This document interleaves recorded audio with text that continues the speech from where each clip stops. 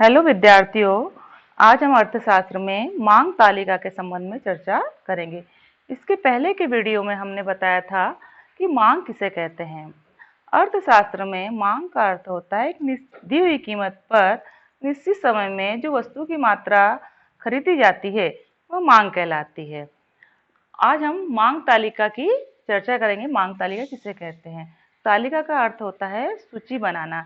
जब जैसे हम लोग सभी उपभोक्ता है, हम लोग किसी वस्तु विशेष को विभिन्न समय में खरीदते हैं, तो उस वस्तु की जो हम एक सूची बनाते हैं कि विभिन्न कीमतों पर विभिन्न समय में हमने कितनी वस्तुओं को क्रय किया है, उसकी जो सूची बनाई जाती है वो मांग तालिका कहलाएगी। जैसे हम परिभाषा देखते हैं, मांग तालिका एक निश्चित समय में, एक समय निश्चित होना चाहिए, निश्चित समय में किसी वस्तु की विभिन्न मात्राओं की सूची है, विभिन्न मात्राओं की सूची है जो किसी व्यक्ति द्वारा विभिन्न मूल्यों पर खरीदी जाती है। उसे हम क्या कहेंगे? मांग तालिका। एक मांग तालिका के लिए एक निश्चित समय होना चाहिए, निश्चित समय पर किसी वस्तु की विभिन्न मात्राओं की ये सूची है जो विभिन्न मूल्यों पे क्रय की जाती है, उसको हम मांग तालिका कहते हैं। मांग तालिका दो प्रकार की होती है, व्यक्तिगत मांग तालिका और बाजार मांग तालिका। व्यक्तिगत मांग तालिका का मतलब होता है किसी व्यक्ति विशेष द्वारा जो मांग की जाती है, विभिन्न एक वस्तु की विभिन्न समय में एक व्यक्ति जो मांग की जाती है उसको व्यक्तिगत मांग तालिका कहते हैं, व्यक्ति विशेष द्वारा। जैसे हम इसका अर्थ देखते हैं, यह वह तालिका है जो मांग के अन्य निर्धारित तत्वों के स्थिर रहने पर की दशा में एक व्यक्ति द्वारा एक निश्चित समय में एक व्यक्ति द्वारा एक निश्चित समय में वस्तु की विभिन्न कीमतों पर वस्तु की विभिन्न मांगी गई मात्राओं के संबंध में दर्शाती है।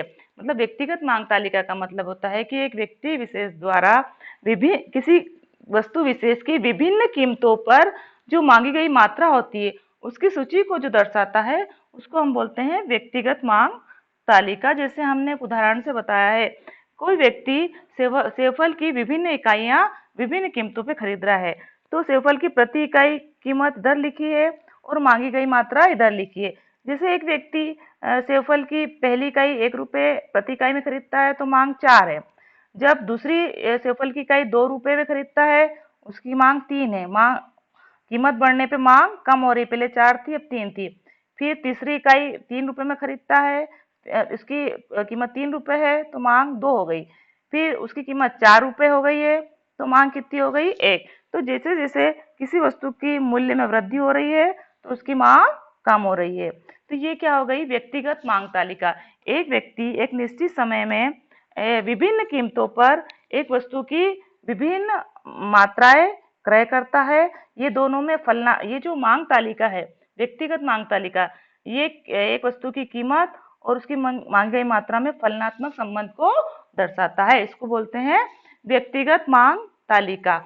अब हम पढ़ेंगे दूसरा, बाजार मांग तालिका।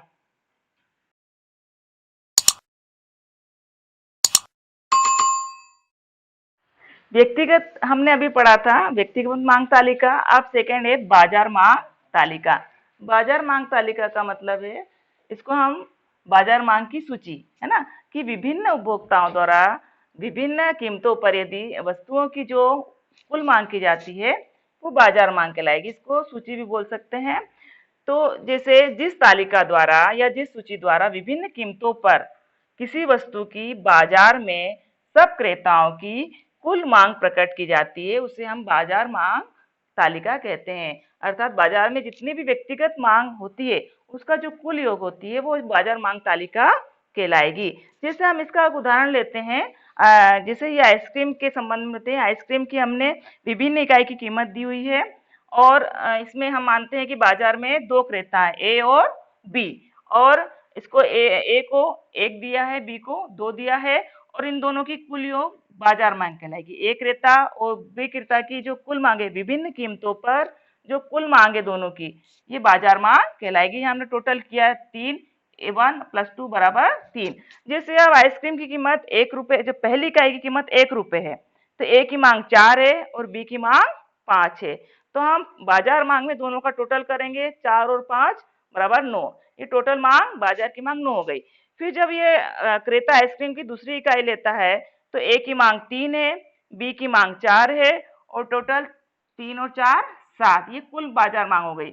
इसी प्रकार जब तीसरी इकाई का उपयोग करता है 3 रुपए प्रति इकाई, तो ए की मांग 2 है, बी की मांग 3 है, टोटल 2 और 3 5 है, बाजार की मांग 5 हो गई। फिर चौथी इकाई जब क्रय करता है तो ए की मांग 1 है, बी की मांग 2 है, टोटल 1 और 2 3। इस प्रकार हम ये देख रहे हैं कि जैसे जैसे प्रति इकाई वस्तु की कीमत बढ़ती जाती है तो ए की मांग भी कम हो रही है, बी की मांग भी कम हो रही है और बाजार मांग भी धीरे धीरे कम हो रही है।